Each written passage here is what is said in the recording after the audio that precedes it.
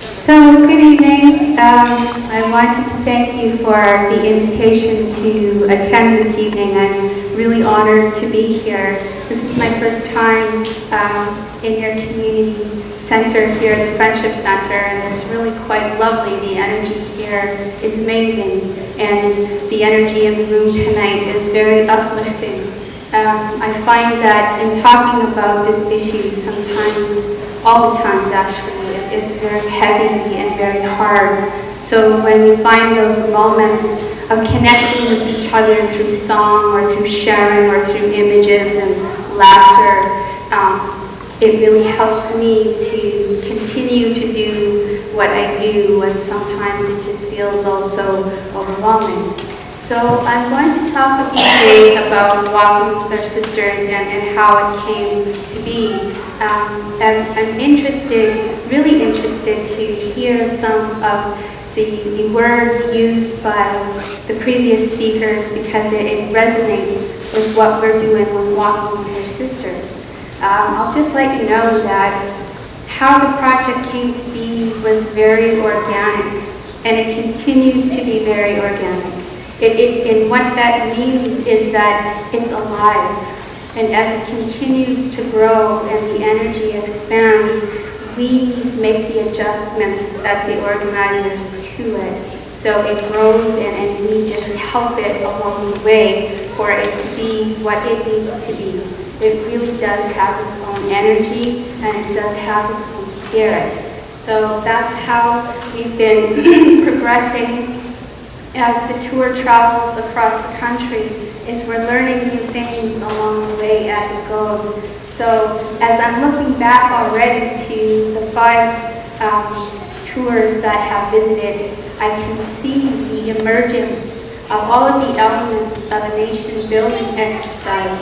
And it comes from going back to our Indigenous laws, going back to our ways of being, how we relate with each other, and coming from that place of ceremony and prayer. And that's been the foundational piece throughout the whole project. Even when we have discussions as a national collective, when we talk to the city organizers across the country when they're getting ready, we really try to impart on them the importance of the spiritual element of this project, because it honors our sisters who've gone missing or who've been murdered. And it also honors the living, for the families who come and the friends and the loved ones of these women. So it's very much a very collective experience. You can't describe it as anything but an experience that you just have to go and bear witness and be a part to. So how it started was Christy Belcourt and I met on the internet, not through any, crazy stuff, but through I Will Know More. We started connecting through social media on I Will Know More stuff and having conversations, and we really developed a good relationship that way. So one of the issues that came up very often was the issue of missing and murdered Indigenous women, because we thought of it as one of the most devastating impacts of colonialism. Everything that happens, our children being taken to residential schools, the Indian Act, everything, the result of that is our missing and murdered Indigenous women. So we would talk about this and think about, we're tired of hearing these human beings, our sisters, talked about as statistics or brushed off as high-risk people or sex trade workers, all of these labels, and thinking these were women, they were someone's daughter, they were someone's mother, and putting ourselves in that place as Indigenous women who are mothers, who are sisters, who are aunties, and thinking about the living. How can we prevent that? What can we do to make people matter? And so we talked about this often, and there was all this energy around I Will Know More, and everyone wanted to be involved. Everyone wanted to do something. How can we contribute to this greater movement that's happening? So Christy's an artist, and I'm not. So she says to me, what do you think about if I put a project together and asked some of my artist friends if they wanted to submit bands And it'll be to honor the unfinished lives of missing and murdered Indigenous women, and maybe it can be an art show. I said, yeah, that's pretty cool. I think that's a good idea. I can't be, but I'll help you however I can help you. So she's like, okay. So she sends an email to some of her artist friends, and everyone was thrilled. Oh, this is wonderful. This is great. You know, the response was positive. So then she said, I think we need to open this up. So by that time, we had already engaged quite extensively in different areas through social media and started to see the tremendous value that social media can play in all of our efforts. So she says, I'm going to make a Facebook group and I'm just going to put a call out there and I'm going to get everyone here. Anyone and everyone who wants to contribute to this project can. And we'll hope to get 600 pairs of vamps, because at that time that was the official number of missing and murdered Indigenous women. So she puts out the call on social media in July 2012 and gives them a year. So the year comes to pass, and this is what we ended up with. 1,300 artists from around the world that sent in more than 1,700 pairs of vamps. And one of the beautiful things that I started to see in the project when the vamps came to my house to be prepared for the first exhibit was the amount of artistry that we have, the reflection of how all of our Indigenous people and tribes across North America express themselves, the different styles of beading. I started to be able to look at them and say, oh, this is the Mohawk style. This is the Ojibwe style. These strawberries are common to Ojibwe patterns and all of these kinds of things. And people really took this opportunity to express such tremendous love. So one of the things that also started to happen in preparation for all the events were beading groups across the country. These also became similar to nation-building exercises, and people don't think of them that way, but that's exactly what they are. You sit together at a table, you drink tea, you bead, you talk, you laugh, and then you go home. But what you're doing is you're growing your community. You're reestablishing those relationships, and that becomes very important, and learning how to start to take care of each other again, and reconnecting and making those connections that we lost all these years. So also part of it is a call was put out for music. 50 artists, singers, songwriters sent in one song, and we have it on a soundtrack. I call it a soundtrack. And it's part of the exhibit. It's not available for public consuming, like it's not on a CD or anything like that, and it won't be anytime soon, because all of the songs, like the vamps, are just on loan to us. We're only taking care of them, so we can't, give them out or share them in any way. So part of the experience inside Walking with Our Sisters is the music. And there's different kinds of music. There's hand drum singing, there's fiddles here, and Noble sent in a song, for example, and it's her fiddling. It's very beautiful, and it really contributes to the overall experience.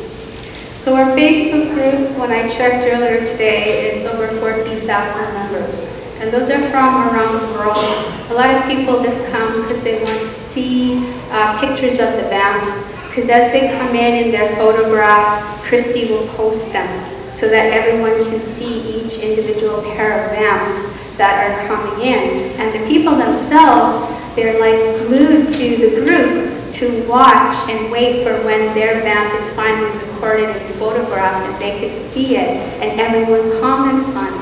And it's really a beautiful experience for the artists who contribute to be able to see this. And it's also the place that we go to share all of the photographs of the exhibits. Because one of the things that we feel is very important is that this belongs to everyone, and everyone has access to it. If you can't go and visit it in your city, or it's not coming to your city, you can see what's happening on Facebook. We tell the people in the community, you have to record this, you have to take photographs, you have to share, you have to update, constantly encouraging them to remain engaged for the sake of this community that's growing. So everyone is bearing witness to everything that's happening along way and becoming a part of it that way. So these are the basic elements of walking with our sisters. There's a lot of things that change along the way or that we have to adjust, but there's some things that we insist on as the minimum requirement for each community. One of the beautiful things about this project is we don't ever call anyone to say, hey, we think we should come to your city. It's the communities have to contact us to say, we want you to come to the city. And because what we do with that is it really shows a true intent of the community to want to undertake this work, because it's very serious work. It's a very ceremonial process, and people need to be aware of that and willing to undertake it, because while the exhibit is on, it's a sustained ceremony. So like in Edmonton, it was 10 days of sustained ceremony. And as organizers, it's very hard to do that for that long period of time, to be in a constant state of ceremony. So this is one of the things that we really try to impart to people who phone and say, I want your exhibit to come to Minnesota. And we'll talk about these things with them. So we have the bundle. We treat the vamps as if they are a bundle, because to us they're very sacred, and we approach them with that reverence. They represent the lives of the women and girls, and also of everyone who contributed to the project. We have eagle staffs that travel with the exhibit as well, and they're also an opportunity for families to further honor their loved ones. Because sometimes people will say, I never heard of this project. If I knew about it, I would have made a pair of vamps. So we have these eagle staffs, and the idea is one represents for missing women and girls, and the other is for murdered women and girls. And we invite families to simply say, if you want to come and hang a feather to honor your loved one, you can do this. You can put it on the eagle staff, and it becomes part of the exhibit, and you honor your loved one that way. And this has been very powerful for a lot of people. Some who feel that for the first time that they've ever known that their loved one was truly honored as an Indigenous person and as a human being. So it's very therapeutic and healing and safe and sacred. We also have the tobacco. Because it's a part of the ceremony, what we do is how we set up the space is always to walk with the sisters, right? So it's this path, and there's always tobacco at the beginning, and you take a handful and you hold it as you're walking through, and it's like you're holding a prayer for everyone. And when you're done in the space, at the other side, when you're leaving, there's a receptacle there, a box that you put it in. And then at the end of the day, at the end of the exhibit, however the organizers feel it needs to be done, all the tobacco is taken out and offered and given in prayer for everyone who gave the prayers. So most of the ceremonial stuff to do with the bundle is assigned to the keepers. So I was the first keeper outside Christie for Edmonton, and as I mentioned, it was a very heavy responsibility to bear, because I could feel them when all of the boxes arrived at my house through Canada Post, and the post office lady is loading them into my house, and she's talking to me about this because she'd already delivered these huge carpets to my place and all these other things getting ready for the exhibit. And when they were finally in my house, I felt this immense responsibility for them. It was a beautiful responsibility that I fully embraced. And it wasn't until after that the exhibit moved on and we took the vamps to Regina that I felt this reciprocity, this idea of reciprocity. They were gone from my place, and I really felt their absence. And I realized that they were looking after me as much as I was looking after them. And it's really a humbling moment to realize that. And one of the things about walking with our sisters is you have to be really open to the spiritual element of it and pay attention to it and listen to it and trust in it, even if it sounds crazy. And that's the beautiful thing about people like Christy and other people on the National Collective. It's not crazy to them. It's normal. Like when the boxes were in my house, they were in their own room, and I have a 10-year-old daughter, and she says, "Mom, can I go play in the room?" And I said, "No, you can't go in there. There's stuff in there, right?" So she's like all sad and walking away, and I thought about it, and I thought, those ladies and girls, they want a little girl to come there and play. So I said, "Okay, you can." So she took her dolls in there, and she played by herself for a few hours. And she left the dolls, and I was going to go and, say, you got to clean up after yourself. And then I thought, no, they want these toys, they want the dolls, the little girl selves in them really needs this energy. So I was doing all this stuff, and I'm thinking, I know people would think I'm crazy. But I'll phone Christy and I'll tell her about it. And I'll tell the other girls on the National Collective, and they'll be like, "Oh, that was so sweet." You're not crazy and stuff like this. So this has been one of the real strengths, is building this real sisterhood and believing in each other and what each other says, and trust that what they're getting is the right messages. We also have community involvement. It's a very important piece. As I mentioned, the community has to want to undertake the responsibility. And part of the community involvement is having community conversations. So just putting out on social media or signs anywhere, finding a space and saying, "Hey, Toronto, we're having walking with our sisters. Why don't you come and give us your ideas about how you think it should be here, or what kinds of things you want to do around it," and really open it up to regular people, to organizations, to anyone who wants to be a part of what's going on in their area. Volunteers are a big thing. We're all volunteers. Everything that we do is a labor of love. None of us get paid for this stuff. So it's really intense. And for some people in the communities, part of some of the problems has been around this idea of volunteering and really trying to promote this idea of this mattering, The only reason you want to be involved is because this issue matters to you. These ladies matter to you. Their families matter to you. And that's your only motivation to be here to help. And for the most part, it's been amazing. People come together in the community and understand that this is really something beautiful that they want to be a part of. We've also had partners come in. For example, this Aboriginal company in Edmonton called Mother Earth Essentials thinks this is an incredibly amazing project. So she contacted Christy and said, "Hey Christy, I'm going to make a special blend of tea, and I'm going to call it Walking with Our Sisters. And I'll sell it to you only for how much it costs me to make it, and whatever you sell it for could be your profit." So that's what we've been doing, and it's like this beautiful blueberry blend. It's really quite amazing, and it smells good, and it looks really nice. I haven't even opened mine yet because it's just such beautifully packaged and all this kind of stuff. So people come out and they offer things, and you don't ever have to ask, and it's pretty amazing that way.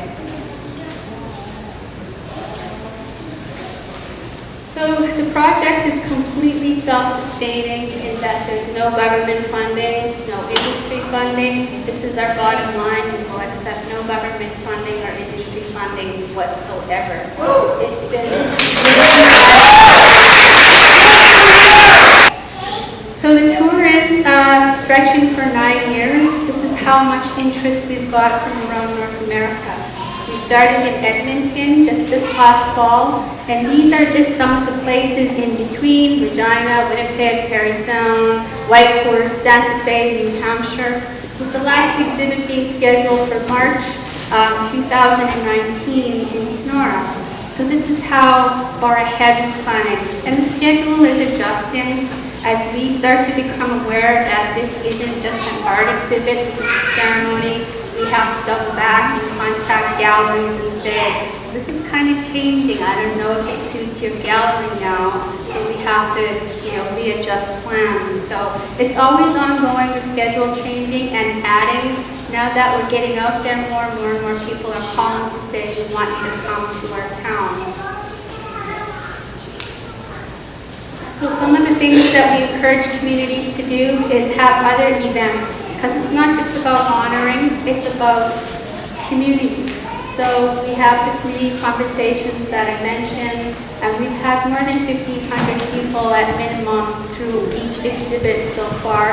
We also ensure to have youth engagement activities to bring in our young people in a way that's very meaningful, and we consult in our community conversations, about what that looks like for this particular community that we're in that month. In Edmonton, for example, we had a one-day seminar where we brought in some panelists. We talked about this issue, so more learning. The media is really starting to pick up on this, and we've been getting some really great coverage, which really helps the overall dialogue and conversation. And it's a growing memorial. It's getting outside of the banks to a book that's coming out, a catalog of the bands, a commemorative poster, commemorative postcards, and tea. These are some of the ongoing fundraising activities that we're doing. And at the recent exhibit was in Sault Ste. Marie at the Shingwa Residential School, the old residential school. We had a special call out for bands to honor and remember the children and the babies and the unborn that never came home from the residential school. And we got 100 more pairs of masks from that will now become part of the exhibit as it continues to travel. And we get gifts along the way, spontaneous gifts. People just come and they say, we want to give you this, like a hand drum. And this one day in Edmonton, this really huge Indian man comes walking in there, and in his arms he had a bundle of sweetgrass this big. He just came, and they were long braids, and he said, I brought this for the exhibit. And we had some non-Indigenous men who came and said, we have a buffalo skull, we want to give it to the exhibit. And when someone came with an eagle fan, so they become part of the bundle. So I'm just going to close with some photos. In Edmonton, our space looked like a lodge, and it felt like a lodge. As you were walking in, it was like all of our sisters were standing in the places where all of the vans were. You can just feel them there, and it was really quite stunning. In Regina, they had spatial challenges because of the number of vans that there are, so we had to adjust and adapt and use the wall as some of the displays. And here's just some photos of some that were submitted. As I mentioned, the beadwork in some of them is simply amazing.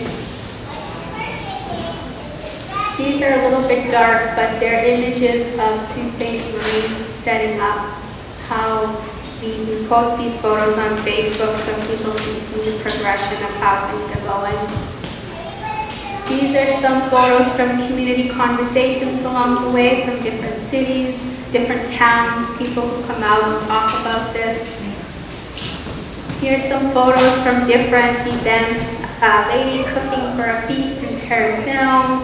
Some ladies in Flin Flon that are making skirts to donate to the exhibit so that women can wear a skirt inside the space if they choose to. Some photos of how the bands travel from place to place, the sisterhood of the traveling bands, as we call it. And these are some of the baby bands that were sent in. And that's how, you know, wow.